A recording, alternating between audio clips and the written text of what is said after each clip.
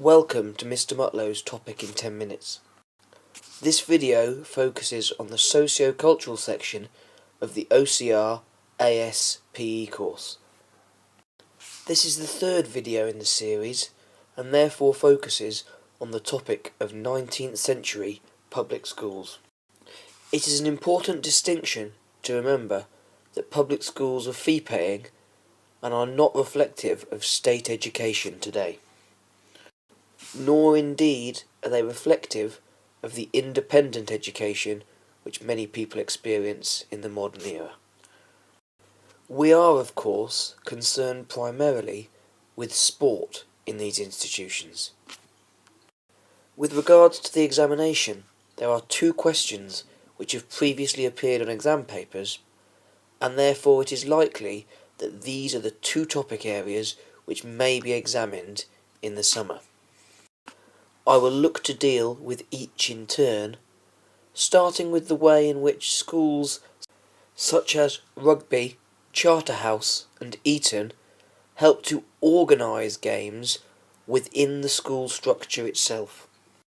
When we talk about promotion and organisation, we mean what the school did to encourage and enable games to be played by the boys who were at school at a given time. We are not overly concerned about the old boys, nor are we overly concerned about helping to spread games across the British Empire. Our main focus for a question on promotion and organisation is about what the school did within its own four walls. That is, what facilities and structures were in place to allow the boys to participate in sport. The first important consideration was the high levels of funding which were available to the school. As schools were fee-paying, they had large amounts of disposable income which could be spent on sporting interests. These high levels of funding brought with them specialist and purpose-built facilities. It is fair to say that in many cases, independent schools today still have superior facilities to those in the state sector, as they have a higher disposable income as a result of the fees which they charge. The same was true in the 19th century. Furthermore, the high levels of funding on show allowed specialist coaching and specialist teaching to be obtained. This further helped to promote and organise games. A fourth factor which influenced the promotion of games in public schools was the positive support it received from the masters and the head teachers who thought it was an important part of a boy's development. This meant it was allowed to continue to develop and that games became an integral part of school life. As I'm sure you are all aware, head teachers have the final say in a lot of what goes on in schools, so their support was integral to the promotion, organisation and development of the games programme in 19th century public schools. You will study this further if you continue to study PE at A2. A fifth influence on the promotion and organisation of games was the fact that ex-pupils encouraged and helped to develop games further outside of the school itself. We will talk more about this as the second part of the question, but it is important that you note it as one of the promoting and organising factors. In the 19th century, all public schools were boarding schools. This enabled the boys to have extra time to play and practice outside of their curriculum lessons. In turn, this extra time helped to develop and promote games further. Therefore, time to play and practice is an important factor. In addition to the extra time outside of the timetable, games was a compulsory part of the academic curriculum at 19th century public schools. This meant that all pupils participated, and therefore sport and games were promoted and organised. This is not much different to today, where the government encourage us to be active and healthy by ensuring we have minimum levels of regular compulsory participation in our schools. Another key factor in the promotion and organisation of games in 19th century public schools was the development of inter-school matches and fixtures between different independent schools. Even today, most public schools have an active inter-school fixture programme, which is in many ways superior to that which exists in the state sector. You may argue that this is one reason why independent schools often do better in national competitions. Whether or not that is true, it is fair to say that one of the ways in which 19th century public schools helped to promote and organise games was through an inter-school fixture programme. Equally, however, these independent schools had inter-house matches where all of the boarding houses would play against one another in a competition. This, like inter-school matches, helped to promote and organise games and allow boys to play regular fixtures, thus improving the standard at which they were participating. There are two further factors which need to be considered. The first of which is the presence of role models and high-status performers. As there was a tradition and history of turning out sportsmen in 19th century public schools, there were a number of high-status performers and role models which schools could point at as guiding lights for some of the pupils. This allowed them to further develop and promote sport and games, and to show the benefits of being a successful sportsman. The final way in which 19th century public schools helped to promote and organise sport and games was through the development of rules and structures in which these games were played. In many cases, before their presence at public schools, games reflected the ethnic sports and games methodology which were previously studied. They were largely unstructured and poorly organised. However, the presence of lots of people who were influential in society allowed structure and rules to be developed. These rules which were developed were further developed later on and became the common rules which we accept and play by in many of our sports today.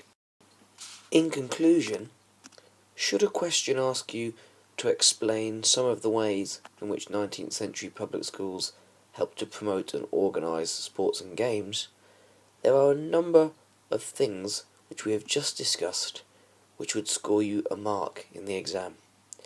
It is likely that this would only be a 5-mark question, and therefore only 5 of these points need to be made in order to gain the maximum credit available. I am now going to turn my attention to the second potential question on 19th century public schools, which relates to the spread and development of games across the British Empire. When we talk about the spread of games in 19th century public schools, we mainly refer to the way that ex-pupils took games across the empire and helped to spread the message of sport around the world. We are not really concerned with what happened within schools themselves, but rather what happened when the boys left school and moved on to later life. This is the significant difference between a question about the spread of games and a question about the promotion and organisation of games. It is important that you understand this and are happy with this distinction. Having established the clear distinction, it is now time to focus on how ex-pupils spread games across the British Empire. In order to answer this question, you must understand the 6 key roles which ex-public school boys undertook in society. Each of these roles gave them the opportunity and the platform from which to spread the games which they had learned at public schools. The first of these roles is army officers. On leaving school, many pupils went on to become officers in the British Army. This gave them the power and the command over a large group of men. When they were not fighting, these men needed occupying, as they were often thieves or other people who had been press-ganged into the army rather than being sent to prison. One of the ways in which these people were occupied is by being taught games. Their officers saw the value of games as a means of controlling and occupying the men, and so they taught them to the soldiers in their regiments.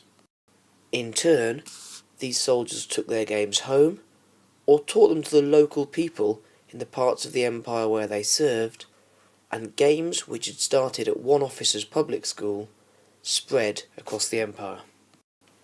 This is the first way in which games were spread. Additionally, some of the pupils went on to become teachers in public schools and further spread games by this method.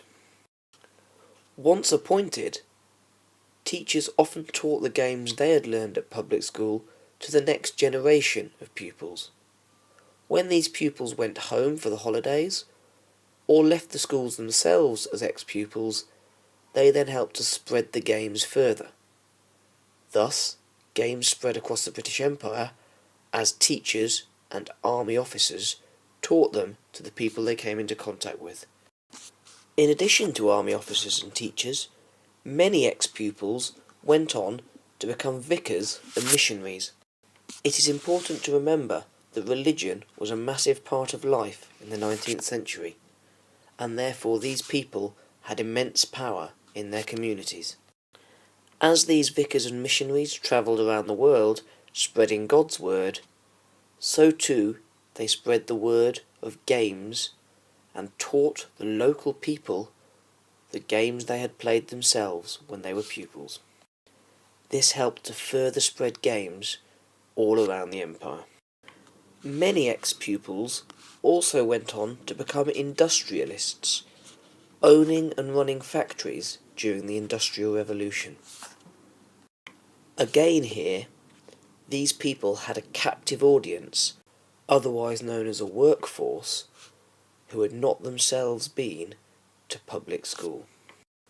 This meant that the ex-pupils could teach them games to occupy themselves in their free time, and therefore these people learnt the games which were played in public schools.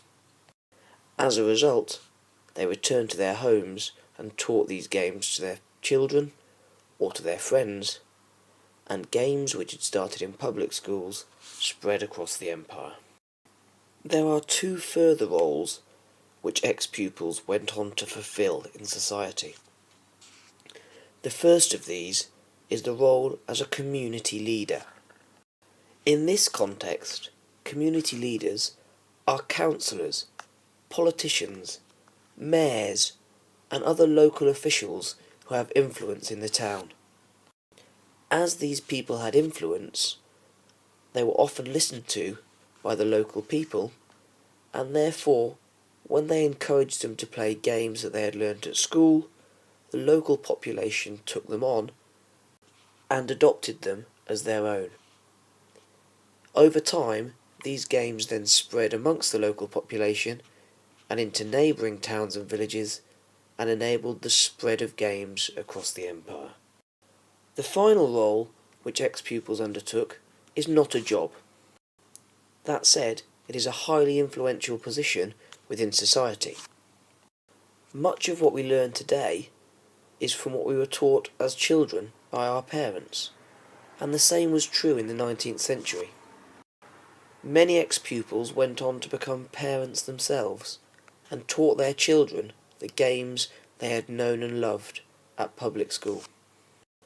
Once these children went on to their own public schools and their own careers, they took the games with them, and this enabled them to spread across the country, the empire, and the world.